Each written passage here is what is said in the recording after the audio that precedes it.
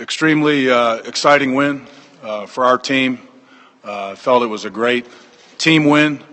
I think what I saw was a display of young men that refused to get beat, refused to ever quit during the game. They were down by 14, 3 different junctures during the game. We went into the game minus some cards, with our best player on our team out.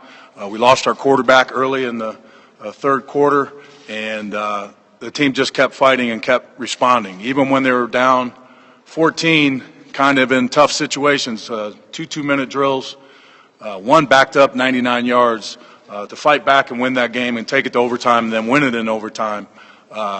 It was exciting for me as a head coach. To be honest with you, that was one of the most exciting games I've ever been a part of as a coach, and maybe one of the proudest moments I've ever had about my team or players because of their resiliency in that game. So New Mexico State and UTEP is always an exciting game. There's always been a lot of wild finishes, but I don't know if there's ever been one as wild as that. And my hat goes off to them. They're a much improved team from a physicality standpoint, and they came out swinging and got us on our heels at several different times. But again, I can't say enough about the fight in our team and the lack of quitting. And I think that's a life lesson learned for those guys moving forward, that if you just keep fighting, you just keep believing in yourselves, that good things will happen, and they saw the end result of that in that game. The thing I was most proud of on the sidelines, even down 14 with 4 minutes left, I didn't sense any panic from the players. I didn't sense any of the, oh, here we go, the loser mentality, if you call it that. There was none of that. They were focused, they were into the game, and they did what they had to do to get that game won. Summarizing it offensively, we went into the game talking about we can't have turnovers. We did. Mack had the fumble. I don't fault him for that. He was knocked out even before he hit the ground. It was a vicious hit, and he lost control of the ball, which they recovered, and it was on a drive. We were close to the red zone. And then Metz, his first interception, went a pick six to the house. And I admire the young man because it didn't faze him one bit. That would rattle a lot of quarterbacks, not only a quarterback playing for the first time. So my hat's off to him for handling that situation properly. We talked about being a running back, not by committee, but running back by team. I felt we accomplished that. We had 44 rushing attempts for 269 yards, a 6.1 average, and 3 touchdowns. L.A. Dowell popped a touchdown, Darren LaFossa, and then Metz, the tying touchdown that put us into overtime on a quarterback draw. We talked about dominating the line of scrimmage. I felt at times we did. I think our offensive line played very well in that game. We had no sacks. And again, in the 2-minute situation, they were flawless. Gave Metz plenty of time. They pressured him a few times. They picked up all the blitzes. They were very physical in the run game. The disappointing thing is we got stopped in 2 third-and-1 situations, which we hang our hat on, and we allowed some run-throughs on a cross-dog and a blitz fire, which can't happen again. But aside of those 2 plays, it was one of the better offensive line performances I've seen. They've been playing very well. We talked about catching the catchables. We only had 1 drop. That was by Jaquan White. Would have been a first down and probably room to run after that. I think he was kind of looking upfield before he tucked that thing away. But Jaquan played extremely well in that game, minus the drop. We talked about quarterbacks making efficient reads, good game management, and ball delivery. I thought they did an excellent job with accuracy. We were 74% with all our quarterbacks. That includes Mack, Ryan Metz, and Kavika, which all handled the ball. So that's the highest percentage since we've been here. We've got to do a better job with the huddle management. We do a lot of personnel grouping changes, and we had a big-time issue with that in the third quarter. I'll put that on me, and we will get that corrected. That comes from the sidelines, and it also comes from the quarterback managing the huddle. We'll do something this week to properly ensure that never happens again. Probably from the entire part of the game, that was the most frustrating thing from my end. That's something that cannot happen, having a pre-snap penalty due to management. So that's on me, and we will get that corrected. But I was very pleased with the performance of Ryan Metz. I can't say enough about this kid. This kid is an unbelievable person. He's a kid that remains focused all the time, and I always knew when he got his opportunity he was going to shine, because the kid really believes in himself, that his teammates believe in him. He's got an unbelievable will, and it showed. He was unfazed. There's a lot of pro quarterbacks put in those situations that would have struggled. 99 yards, no timeouts, and moved the offense right down the field. I mentioned after the game that he called his own plays during those 2-minute drives. That's by design. All our quarterbacks call the 2-minute plays. We coach them up on what to look for. We coach them up on the clock management as far as timeouts. We coach them up on when they need to clock it, when they need to run specific plays. But in that situation, you don't have time to be calling in plays, getting everybody lined up. So we put it on the quarterback, and he was flawless in his calls. He's a very intelligent young man, and executed it to perfection. So hats off to him again. What a gutsy performance by him. And the call at the end of the game, a quarterback draw, we actually do have in our game plan. We probably haven't called it in 2 years, but in Ryan Metz's Rolodex, it's still up there. So he called it. Every single lineman in back was kind of like looking at him as far as like, wait, for real? And it was a great call, and very gutsy, because there was, again, no timeouts. If he got tackled on that, we would have been in a real rush situation. But, he saw what he saw, and he made a great call, and he got it in the end zone. So, and then if you'd have told me that we would have played New Mexico State and it would have went to overtime and the game-winning pass was from Ryan Metz to Cedric Lang before the season, I probably would have said, excuse me, what? But it was awesome. I can't tell you how excited, not just because it was the game winner, how excited our team was for Cedric Lang. All the work that he's put in to convert to a tight end. He's really become a big part of our team, and his family was there, his kid was there. It was just exciting all around. Some notes on offense. We gave up 0 sacks, as I mentioned. Time of possession was in our favor, 36-38. I thought we were very good on third downs, 47%, and really you take away the 2 stops in 3rd and 1 and the drop on 3rd down, we would have been upwards to close to 70%. So, and we were 2 for 2 in red zone scoring. Those are all things offensively that I judge our offense on, and they're all good. We had too many 3-and-outs, and again, we got to clean that up. And the thing that was concerning to me was penalties again. And again, I'll put that on me. Penalties are on me. We have a lot of young guys that are playing that need to learn how to play within the rules, and it's our job as coaches to get that done. So my goal as the head coach is to have that cleaned up immediately, because it's been an eyesore the last 2 weeks. Defensively, our goal was to create turnovers, at least 2. We only created 1. That was an interception by Fisher, which was an excellent play. We talked about stopping the run and having a gang mentality on number 3. I told you last week what I felt about that running back. I thought he was very special. I told the young man himself that after the game. We did not do that. He had 196 yards and 1 touchdown. We had to have hard man focus on number 1 and number 5. We lost that focus at times. They had 6 receptions for 190 yards and 2 touchdowns. We talked about forcing number 17 to make turnovers, which he only did 1 time. He did a good job managing the game for them. We talked about winning up front. I felt there was times we did. I felt there was times that they did. And again, more so due to New Mexico State. I think they've really improved on both sides of the ball up front, much like we're trying to do. We talked about playing with more energy than their team for 60 minutes. We were outplayed at several moments during that game, but when it came crunch time, defense came up with the big stops. Jimmy Musgrave came up with an unbelievable play on a 3rd and short that if actually they convert that, the game's over. We only had 1 timeout. We would have had to burn it, and they could have gotten a victory kneel formation. And he made the stop short. We burned the timeout, forced them to punt, and then we had to go 99 yards, but we got it done. So that was an outstanding play. And then overtime. Nick Usher tackle for loss. We bottled them up, forced them to kick a field goal, and then we go down and score the touchdown. So they didn't pack it in. They kept fighting, much like the entire team, and I applaud them for that. A couple things on defense that stood out. Blocked PAT by Nick Usher. We've been close several times this year. We always talk we got to get one. Really, if you look at it, it's the difference in the game. You know, you're talking, we ain't going to overtime if we don't block that PAT. The other big play was a safety by Alvin Jones. Again, we're not going to overtime if we don't get that safety.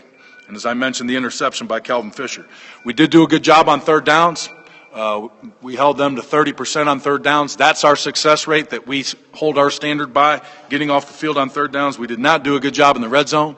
They scored 5 out of 6 opportunities there. And as I mentioned, the great third down stop. Alvin Jones, unbelievable game. The guy had 5.5 tackles for losses, 1.5 sacks, and they credit him for 11 tackles. He probably had closer to 15. It was as dominant a game from a single person as I've seen in a long time. And then Ryan Metz, his performance speaks for itself. Both those guys are going to be honorary captains this week, and they'll represent carrying out the pickaxe for the first home game. We do have a home game this week. I just wanted to, all right, been getting used to going on the road. But special teams, I think, have been improving each week. Punt, we did have one shank punt. We only had a 39.2-yard average. I really think Luna's a 46, 47-yard average, but he did get 2 inside the 20, and then Mack had one quick kick that we downed at the 1 that resulted in the safety the next play, so that was an excellent job. We had some missed tackles on punt. We were not happy with the punt return average. They had 15 yards return average. Punt return, I think it's been a long time since we've had a punt return to the house. Jaquan White did an excellent job of doing what he's coached to do, fielding the punt, putting his foot in the ground and getting vertical. He returned it 64 yards for a touchdown, which was a huge play at that point of the game. Also earned him Conference USA Special Teams Player of the Week. He did have a few misjudged punts. Again, we got to do a better job communicating the distance where he doesn't have to run up on a punt where he's in position to catch it, because the one really could have been hurtful when it went all the way back to the 1-yard line. Really put the offense in a tough position. We got to be better there. Kickoff cover, I was very excited about. We pinned them twice inside the 15-yard line. That's what we expect from our kickoff coverage unit. I think kickoff coverage unit displays the toughness of your team. We pride ourselves on being good in that area, and they were excellent. Great hustle. Great plays by Alvin Jones, and great plays by Daniel Sear, keeping those guys inside the 15. Kickoff return, I really feel we're getting close. We had 2 good returns. We had 2 missed opportunities where I felt if the backline blockers got vertical, we would have had a chance to pop one, particularly after the safety. So, again, small steps there, 25.7. We want to be around that area, but we got to get better than that. And, again, I think we're getting closer, and I think Autry's ready to pop one. PAT field goal, Maddox has been 100% all year. He was also 5 of 7 on touchbacks. He's doing an outstanding job for us. And as I mentioned before, the PAT field goal blocked by Usher, huge play in the game. And he's a relentless effort player. Top Gun, which goes to our top special teams player of the week, went to L.A. Dowell for the 3rd week in a row. He was a little gassed. He plays on all 4 core special teams, and then you throw in the fact that he had 11 carries and did some pass protection as well. He put in a good day's work for us. And only practicing 2 days there at running back, I thought he did a heck of a job. Again, 24-hour rule for our team. We talked about that yesterday. It was an exciting win, an emotionally spent win when you put that much effort into fighting back that many times. But our kids were energized after the game. I think they saw some fight in themselves that sometimes you got to go through it to know you even have it. And I was very proud of the team. Outstanding game, probably for the fans, probably not for a head coach. You know, those are the type of games that give you ulcers. But, again, I can't relay how proud I was of a team. And we got to use that momentum moving forward. We're extremely excited about coming back to the Sun Bowl. I kind of joke about it, but our fans up there were outstanding. They were vocal. They energized our players after the game. They all stayed there after the game. Our players were so excited to have the fan base there, and it doesn't go unnoticed. We love our fans. We can't wait to have them come out this week in the Sun Bowl, pack the Sun Bowl, and give us the energy that we need. We're going to need the fans. They do such a great job disrupting the other team's offenses with their crowd noise, and our kids are really excited about coming home and playing in front of the home folks. Talking about Incarnate Word,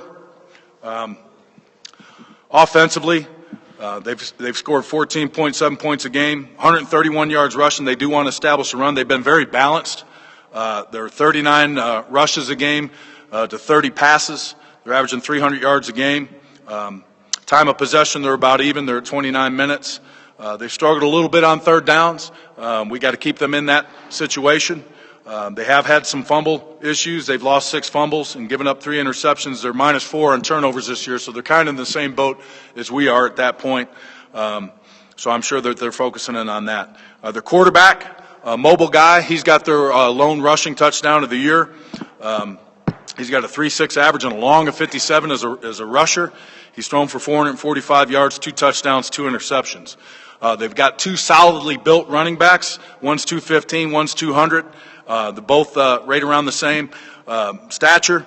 One's got a 126-yard, 3.8 average, and the other one's got a 4.7 average on 116 yards. Both of them at pop long runs, 32 and 37, both very capable running backs. Their tight end is a player. This guy's 6'7", 255 pounds. He's about the size of Roy Robertson. He leads their team in receptions. He's got 188 yards, 12.5 yards a catch, and he has a touchdown, long of 20. He's a weapon in their passing game. Offensive line averages about 6'3", 290 pounds per man. Younger guys, 2 juniors, 2 sophomores, and they have a smaller receiver, 5'8", 170, that's second on the team in receptions. It also has a touchdown, the 10.5 average, kind of what we've struggled with. Texas Tech, New Mexico State, a smaller, more explosive receiver. So he's also their punt returner, and a very good one. He's taken one to the house. We got to be very solid on him. Defense, I think they're very good on defense. They've given up 23 points per game, only given up 3.7 yards per rush, 166 yards passing. They're only giving up 314 yards a game. They're a veteran defense. They base out of an odd front, which presents a whole new slew of problems because it's a different scheme than what we've been facing the first 3 weeks. So we got to be on point coaching and getting our guys mentally prepared to handle that. They'll pressure you. They have 4 sacks. They have 5 interceptions. As I mentioned, the time of possession is about even. Opponents have been only converting 27% of third down. So if they get you in third and long, they've been very good at getting off the field. And red zone touchdowns, they've been good there. Teams have only been 6 out of 10. They have a very special player, number 8. He's an outside linebacker for them. He's 6'3", 230 pounds. He's a transfer from Arkansas. He leads their team in tackles, 25 tackles, 6 tackles for loss, 2 sacks, 3 pass breakups, and 2 quarterback hits. That's outstanding in 3 games. He's also their kick returner. A 6'3", 230-pound outside linebacker is a kick returner, and he is a violent player. This guy will be an NFL player in the future. Their linebackers are number 1, 2, and 3 leading tacklers, which in a 3-4 scheme you would expect. This inside linebacker, number 35, 22 tackles, tackle for loss, pass breakup. Inside linebacker, number 9, 22 tackles, tackle for loss, 1 sack, forced fumble. So in that scheme, they're asking their linebackers to be the playmakers, and they are. They have a very good-sized defensive end, number 99, 6'6", 275. He's been very productive for an end in the 3-4 scheme. 11 tackles, tackle for loss, quarterback hit, and he's blocked a kick. All right. Their strong safety has 13 tackles. He leads their team in interceptions with 2. And then their cornerback, number 23, leads their team with pass breakups. They're a junior, senior-laden defensive team. They have a lot of experience, and they've been playing solid defense throughout the year. On special teams, their punter has a 37 average, along a 56. He's kicked 4 inside the 20. He has had 1 blocked. Their punt return, as I mentioned, is the receiver, number 2. He's taken 166 to the house. This guy's an explosive kick returner. Seems like we face one of those every week. Kickoff cover, their kicker, they've been averaging only 19.8 yards a return against their kickoff coverage team. So, again, as I mentioned, every week I always judge a team's toughness by their kickoff coverage unit. This is a very physical team on special teams. Kickoff return, as I mentioned, they got a 6'3", 230-pound returner. And he's averages 22.6. He's had a long of 35. And PAT field goal, they've used two guys. They use a guy for longer range and shorter range. They're 3 of 6 on PAT field goals. I'm excited about coming back to the Sun Bowl. We're expecting great weather. We're expecting a great crowd. Our kids are energized to finally be playing in front of the fans. They're energized by their win last week. As ugly as it was at times, as bleak as it looked at times, I've never been more proud of a team for fighting back against a rivalry opponent on the road and getting one of the biggest comeback wins in school history. So, any questions? Is Metz going to be your starter? Yes, Ryan Metz will be our starter. Mac is going to be out probably for an extended period of time. He took a vicious shot. And as again I mentioned, he had a severe concussion. He was out on the field. He was out before he even hit the ground. It was a scary thing, as a coach, to see something like that. And our main concern for Mac right now is getting him healthy. And to come back from a concussion like that, there's a protocol that you have to go through, and we'll adhere to that 100%. What is that NCAA protocol? Is It varies on the degree of concussion. He had a severe one, so there's a certain amount of time they can't even go to class. They can't do certain exercises, and then there's a period of time where they can start exercise, and then there's a return to play protocol that they have. And depending on the severity of it, sometimes it's a week to 2 weeks, sometimes it's a month. And we take that very seriously, as I know all college teams do and all NFL teams do. Concussions are real, and it's something to be taken seriously. Don will do the great job of when he's ready to play, it'll be because he's ready to go. We're not going to force anybody back early in that situation. Given the severity of the hit, did you expect it even worse at the time? I was scared when I walked out there. I saw it, I heard it, I saw how his head snapped, I saw how his head hit the ground. I was more concerned about a neck injury or a broken jaw, but it was concussion. So he was very lucky. I say that, he's very lucky, but he took as vicious of a hit I've seen, and I'll leave it at that.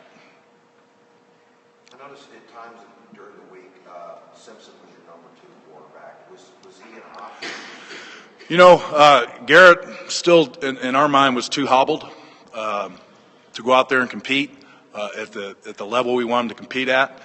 He wasn't back full strength from his high ankle sprain. And to be honest with you, my view on quarterback play is you go with a hot hand. Ryan Metz is a hot hand. We saw his performance. He's going to be the starting quarterback for this game and moving forward. Kavika Johnson, I thought, did a heck of a job in the game. He's gotten better each week managing what we call the wild minor, and he made some productive plays in that game. And really had a nice throw on his downfield throw. I think if Autry gets his head around a little bit quicker, it's probably going to the house. So I was pleased with the progress, really, of all the quarterbacks. I thought they all played well in the game and all managed everything well. We did have the pick six, as I mentioned, but to have the guts to overcome that and not be rattled by that just says a lot about the character of Ryan Metz. As I mentioned before, I like this group of wide receivers. I'm starting to develop more trust in these guys. I think we're becoming more balanced offensively, and really that's where we want to be. We want to be 50-50, and I think we're getting close to that point right now. Guys like Batson are earning trust. Freitag is earning trust. Jaquan White is earning trust. Autry, we know what Autry can do. And then Warren Reddix has done a nice job for us, too. So I really feel right now we have 5 very capable receivers. I think the quarterbacks are developing trust with these guys. The coaching staff certainly is. And I'll be a happy guy if we go out there and roll and we're 50-50 run pass. We've been heavy run tilted. Again, as I mentioned, you got a guy like Aaron Jones. You ride that guy. But we don't have a guy like Aaron Jones. So we're going to have to be more balanced. We're going to have to push the ball down the field more, which I felt we did. And, again, I think those guys are very capable. So I'm more pleased with the wide receiver group at any point since I've been here. And they're going to be around for a while. And I got a lot of trust in those guys. They're going to get better. What does it mean to have as many local kids stepping up for this team? You talk about Ryan Metz, you talk about Aaron Jones before his injury, Cole Freitag, guys from here. It's exciting, because, we said it since day one. El Paso is going to be the foundation of our recruiting, and we're not just throwing out noise on that. Heading into next year, we've got 6 commitments from El Paso kids heading into next year already. Our commitment is to keep El Paso kids at home, and we think there's pretty good football being played in El Paso. It's gotten better each year. El Paso teams are competing with the teams outside the El Paso region. The population has increased. The coaching is much better. I just think El Paso football is really going to benefit our program. And more so than anything, a lot of these kids, now some don't, but a lot of these kids want to stay home and play in front of the home folks. There's nothing more special probably to having your folks in the stands, to having your family in the stands. And these kids take a lot of pride in it. And I know, the Metzes and the Jones, and you look up in the Elmendorf, they all got 75 shirts on. I mean, how cool is that? And we try to keep the top players here. We understand we're not going to get all of them, but that's going to be every year moving forward. And they're becoming productive players. You know why? Because they're good football players.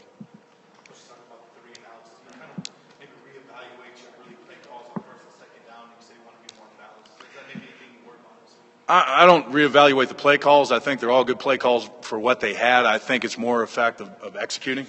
And, again, you're not going to execute all the time, but 5 3-and-outs in a game, there's some lack of execution going on for whatever reason. We always reevaluate that each week. We're always trying to find, hey, what are we doing good? Let's try to build upon that. What are we not doing good? And we're not going to try to keep putting square pegs in round holes, you know what I mean? If we're not doing it good, then we probably need to eliminate it. And at the early part of the season, you go through that juncture. There was a big wrench thrown into our team as far as reevaluating and doing things quickly. When you lose your best player, you have to change a lot of things. I thought the game plan was outstanding. I thought the running backs were outstanding, given the fact that none of those guys have had the opportunity to carry the load. They carried it together as a group.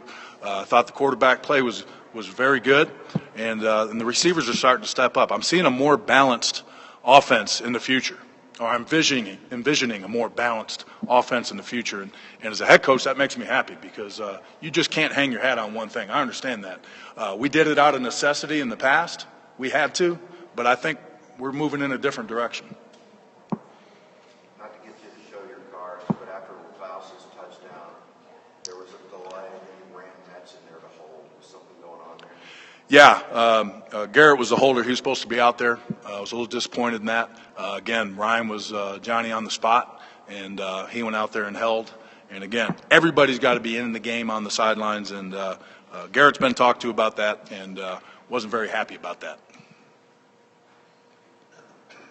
Given the success of the no-huddle in the game, the last 2 drives were scored for touchdowns, is that something you'd ever like to try and use more in other parts of the game? We may change the tempo a little bit, Steve, but I don't envision us becoming a no-huddle spread, throw it all over the place. That's not what we do.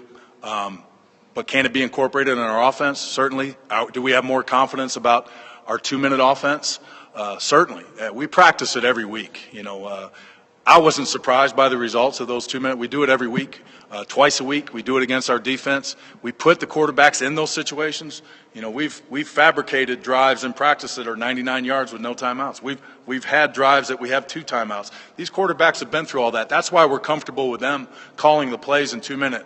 They're calling exactly what they've been coached to do. And again, Ryan Metz, when you coach him to do something, he's going to do it, and he's going to do it to the best of his ability. And unbelievable job, really.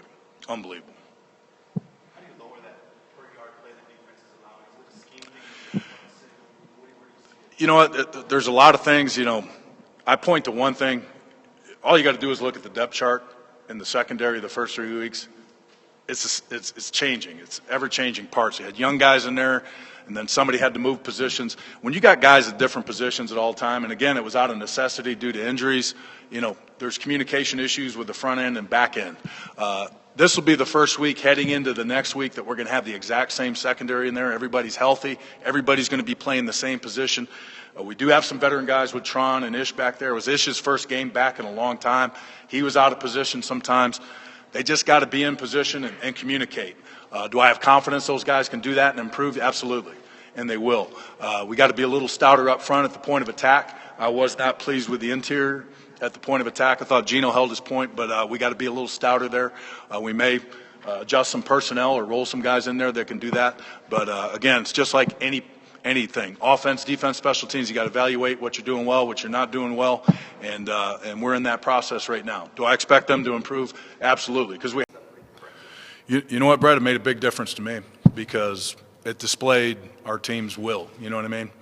Here's a 255-pound defensive end that was completely the backside run defender, and he chased down a 185-pound running back for 70 yards. It just shows the desire on our team, and I showed it to the team. And they did score the next play, so you could say, well, that's not a factor in the game. You know what? It is a factor in the game. It just shows that our guys are going to compete. And it was one of the better hustle plays I've ever seen by a big man. Anybody got anything else? Coach, possibility that Jamil Showers might get brought up in the Cowboys practice squad. Any comments on that? That would be awesome for Jamil. Here's a kid that's worked hard at his craft. They really like him in Dallas. He did an outstanding job in the preseason, not only a quarterback, but also on special teams. If he does get that opportunity, there'll be nobody happier for him than me. Anybody else? Thank you.